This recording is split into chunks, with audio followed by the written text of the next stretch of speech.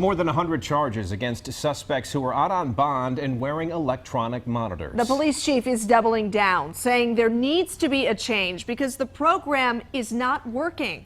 New at 6, Channel 9's Glenn Counts found out what would need to happen to fix that problem. Glenn?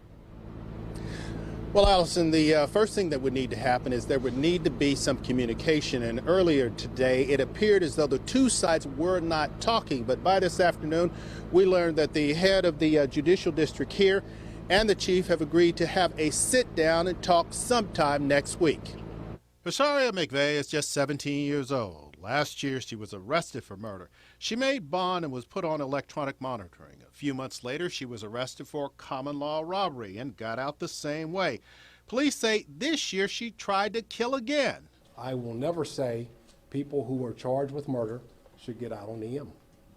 Now, I'm hesitant to say people charged with armed robbery should get out on EM.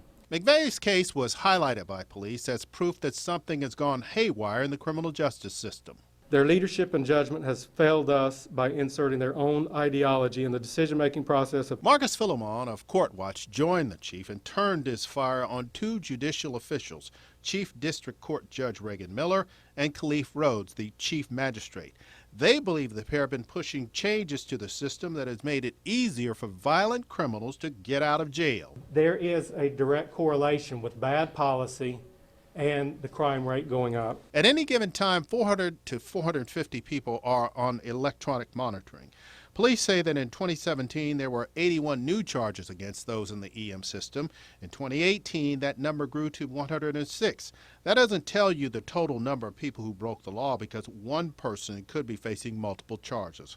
Philemon says that if Miller wanted to adjust the system, there would be nothing stopping him from doing so tomorrow. Not only put Khalif Rhodes in that position, he continues to renew his contract and allow him free rein to make the decisions that he makes that puts every citizen in Mecklenburg County at danger. Glenn, the chief is pretty clear. He wants to see a change, but who would make that change and how difficult would it be? Well, Allison, we checked with some legal experts, and as it turns out, Marcus Philemon is correct. The chief judge does have a lot of authority in these matters, and as it turns out, he wouldn't have to check with anyone from Raleigh, wouldn't have to get any kind of consensus.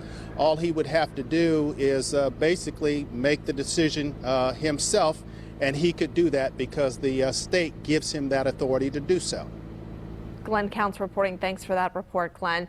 And there are more problems with the electronic monitoring system tonight. Just today, a shooting suspect cut his off. Tyrell Gaston was accused in a shootout at a Quick Trip on Central Avenue last year.